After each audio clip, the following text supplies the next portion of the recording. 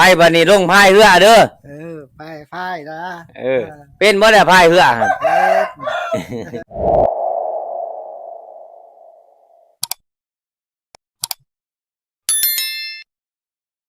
สบายดีทุกคนสบายดีตอนเสาร์นะมื้อนี้บ่ได้ไปใช้หรอกทุกคนเลยอยู่บ้านอยู่เมืองคือเก่าแหละเสียงหากาเกียมขึ้นเซนวนอีกมื้ออื่นเช้าเนาะมื้อนี้ก็สิไปสร้างหม้องก่อนก่อนไปสร้างหม้องนี่ก็สิไปหาหม้อไฟมาทับเฮ็ดลูกกระบังก่อน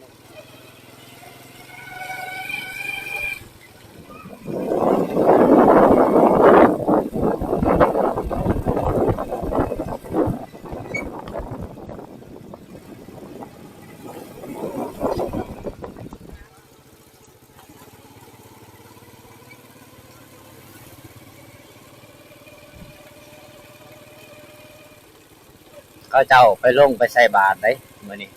เพราะว่ามื้อนี้เป็นมื้อศีลนับเลยลงใส่บาตรญาติพกนั่นแหละทุกคนเด้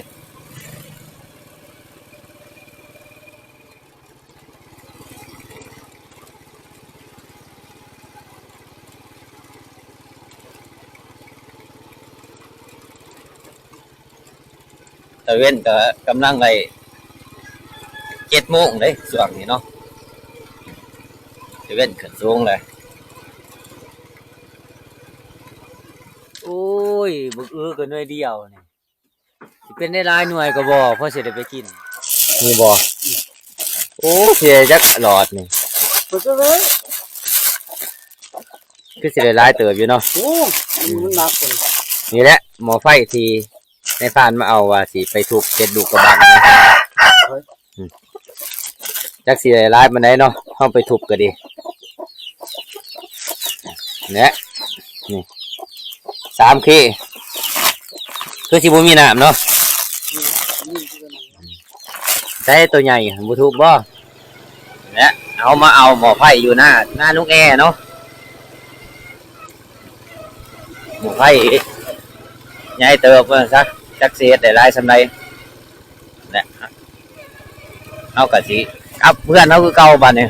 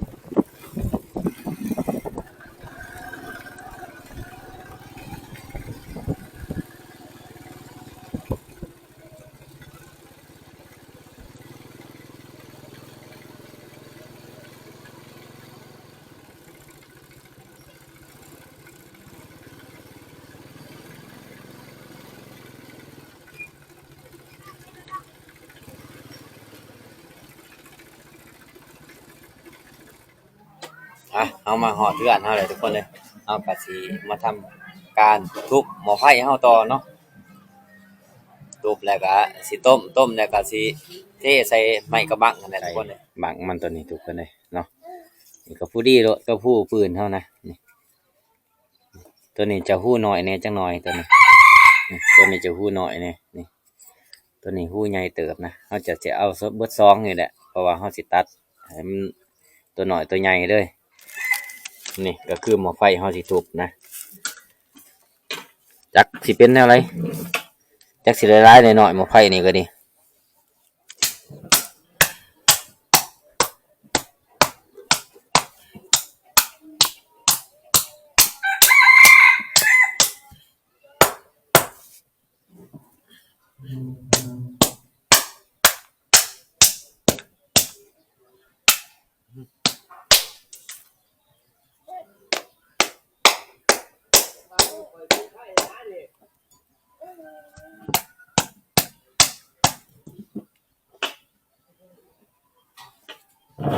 ใช่เลยโอ้บ่ได้เทน้ำมันถิ่มว่ะจะขอลูกเสือกแล้วขอนี่ว่าน้ำไม่ใช่เลยคนน้ำก่อน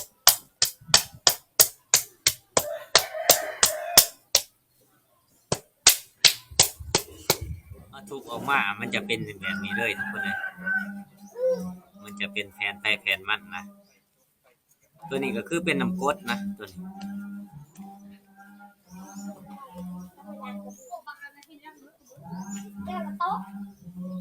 เพราะว่าก็คือสิได้หลายเติบอยู่หรอกเฮาเฮ็ดนี่หม้อไฟลูกหนึ่งเฮาก็สิทุบมาออกมาไหลก็ประมาณนี้แหละนี่หม้อไฟลูกหนึ่งนะลูก 3K อันนี้12โวลต์เนาะไหลออกมาซำนี่เอาว่าเฮาสิผลิตลูกขี้กลัวหรือว่าลูกปืนออกมาไหลหลายปานใดเนาะนี่ตัวนี้ก็คือกระป๋องที่เฮาสิล้อมลูกขี้กลัวนะเฮาจะปาดป้องมันออกนี่แหละปาด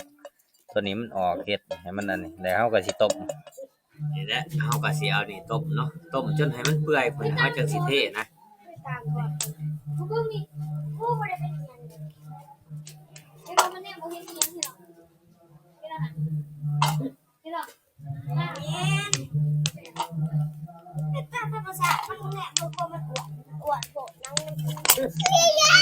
รอมันเปื่อยพุ่นแหละเฮาจังสิเทนะ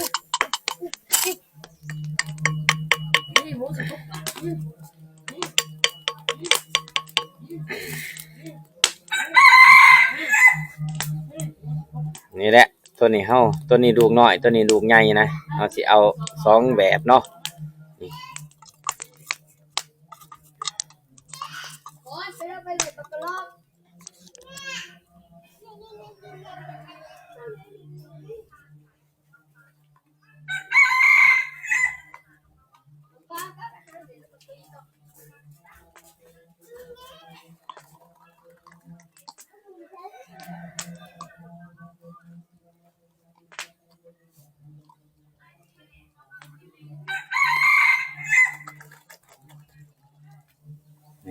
มันจะไหลเต็มเลยทุกคนเลยมันเรือเหี่ยถิ่มเบิดเทินแต่เฮาก็สิไปจุ่มน้ำเนาะจุ่มน้ำเนี่ยเฮาจะเคาะออกคือเก่า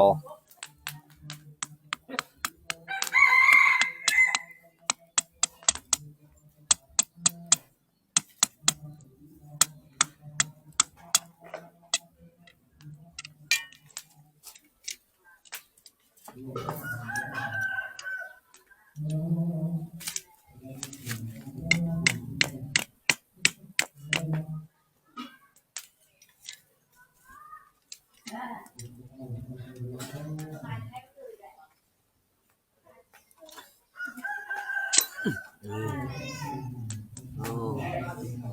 งามเรียบปิดเลย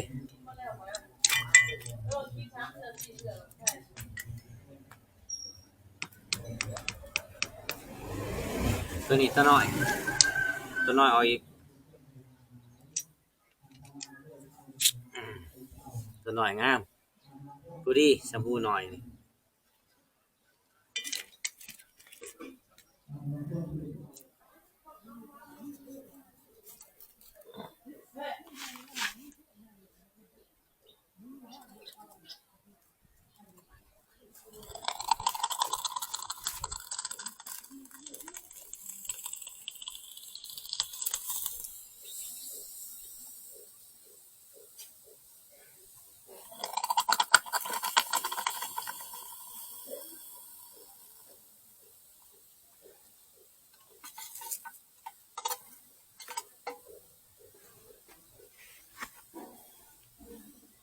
โอ้บ่พอเลยตอนนี้บ่เต็มเลย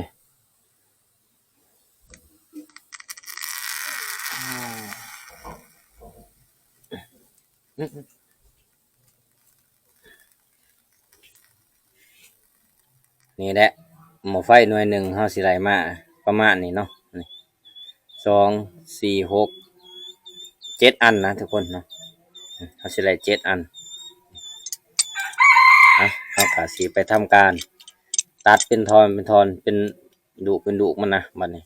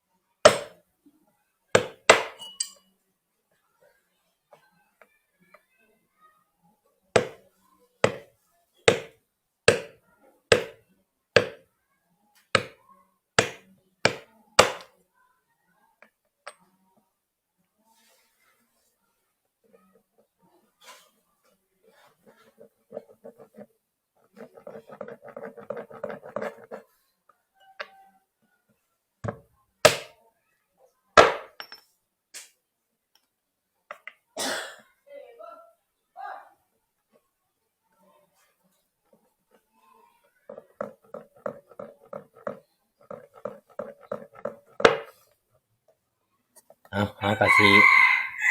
พันบ่หลายทุกคนเลยเอากะสิตัดบ่หลายเนาะเอากะสิปาไว้อยู่2 4เอาตัดอยู่2อันเนาะเพราะว่าคันถ้าเฮาตัดเบิดมันจะเสียนะนี่เฮาเอาไว้แบบนี้มันจะบ่เสียทุกคนเนาะบัดเฮาต้องการเฮาจังตัดเอาอีกทีหนึ่งเนาะถือว่าภารกิจทำลูกกระบังหรือว่าลูกปืนเฮานี่ถือว่าสำเร็จแล้วเนาะเฮาก็สิไปสร้างหม้องต่อทุกคนบัดนี้เฮาสิพุ่นแหละเที่ยงผ่านเที่ยงพุ่นเนาะกำลังล้อมลูกปืนแล้ว ช้างตายอยู่คิ้วนอนตายอยู่เดือน ไสล่ะยังจังหัวล่ะ เพื่อเลยยังกองไปฝุ่น อ๋อนี่ไปจ้อยบนสร้างหาโอ้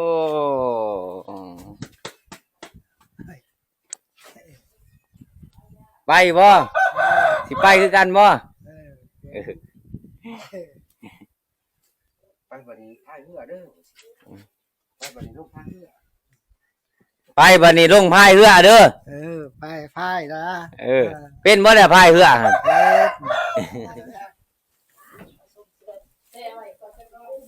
โอ้ยตบอีหยังส่งเลยพ่อจ้อยเอ้ยลงเลยคือข่อยนี่ตบมันอีหยังโตน้ำเนี่ยมันก็แห้งเองมัน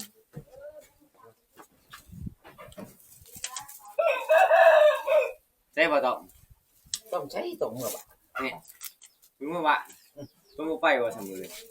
แล้วก็ทำโถหามันจะบ่ไปบ่ นี่เมื่อเลยปานใด บ่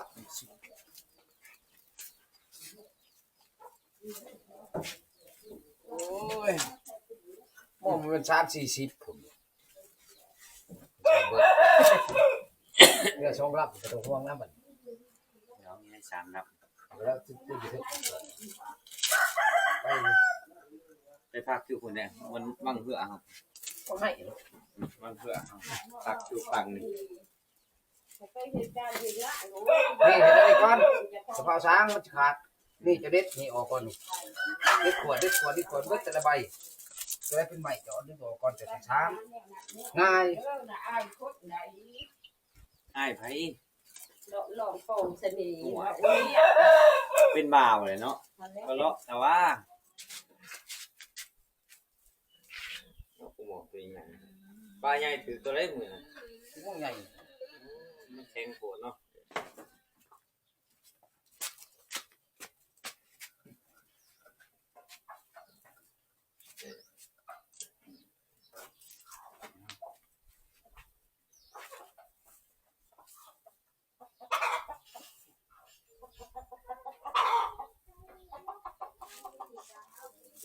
นี่ก็คือว่าสำเร็จเป็นทีเรียบร้อยแล้วเขาสร้างหม้องนะตัวนี้หม้องห่างตัวนี้หม้องทีนะตัวนี้ยังหัวหนึ่งนี่ สางบ่ไหลมันยุงโพดตัวนี้เดี๋ยวป้าให้หัวหน้าทีมสางเนาะโอ้เฮ็ดหยังแล้วพ่อใหญ่จ้อยล้างถ้วยดูอีได้พ่อใหญ่จ้อยนี่เบิ่งสิเอากล้วยตัวนี้ไปตำก่อนคือว่าเฮาก็สร้างหม้องเป็นที่เรียบร้อยเนาะแล้วก็เอาสิกลับเพื่อนเฮาคือเก่าบัดแหละไปหาตำกล้วยตัวนี้กินอยู่เพื่อนทุกคนเลยแล้วแช่น้ำเกลือเลยย่ำแช่น้ำเกลือเพราะมันจังขาวขันเฮาย่ำใส่น้ำเกลือเลยกล้วยตัวนี้เองโอ้ยใส่ก็หายมากเลยข้างนอกนี่ละ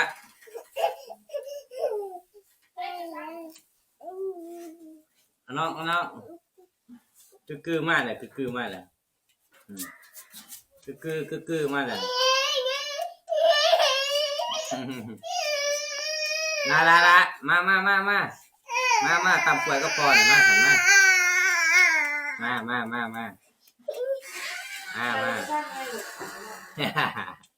ไปอาบน้ำเพื่อนไปว้ายยินไปอาบน้ำเร็วอาบน้ำเร็วยังตำยังแต่ ตำบักกล้วยท่านี้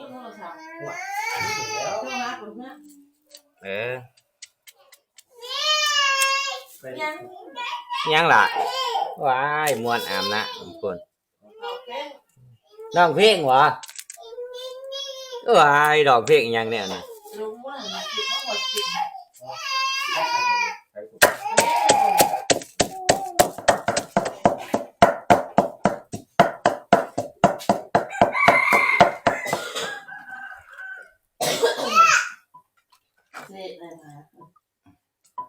ไอ้ไม้ก็เป็นหน่อยบ่ได้กินเพิ่งอะไรตำกล้วยทะนี่นะมันสิแสบอยู่บ่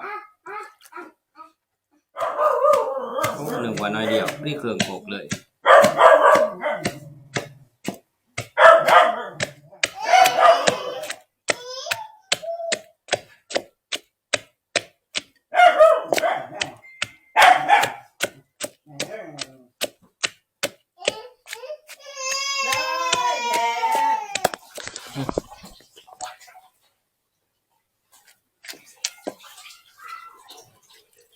ตำกล้วยทะนี่ต้องใส่ตอนหน่อยได้ปลาแดก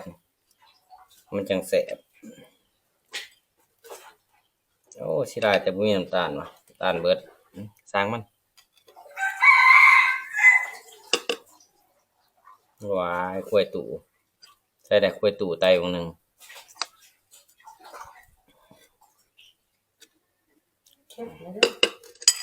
ก็อย่ามันเข้มใส่ได้นี่กล้วยตู่ใส่ออกมาเลย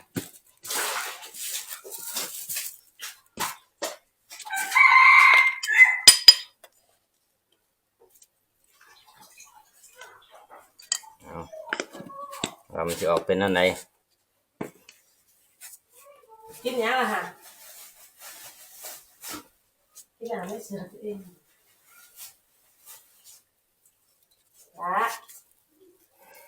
ใส่ผักขะแยงเพาะผักขะแยงแห้งโอ้ยเบิดเท่านั้น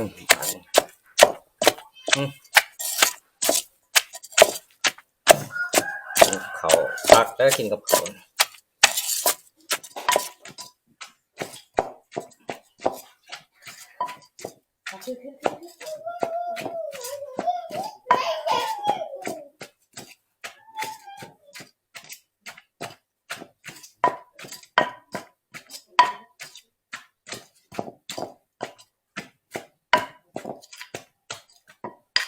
อย่าแต่ผสมมันบ่พอเนี่ยทุกคนเลยเนาะชิมก่อน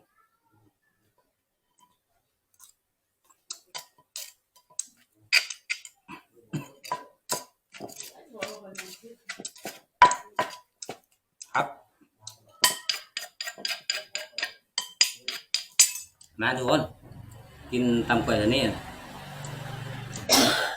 ป้งขนาดตำกล้วยตัวนี้ก็ดีตำน้อยพอ กินเขาเลยทุกคนมากินเขาน้องมาเขาจะส่วนอะไร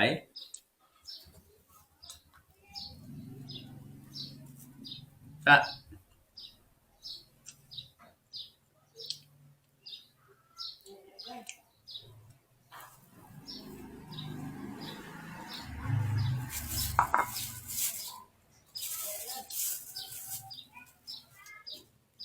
ถ้ามีน้ำอีก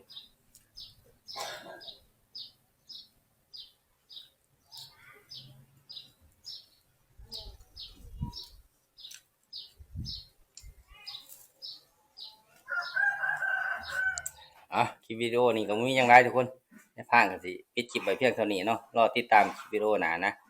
คนนึงขอขอบคุณขอบใจทุกคนที่เข้ามาติดตามและรับชมในภาคตั้งแต่ต้นจนจบเนาะเอาขอบใจหลายๆทุกคน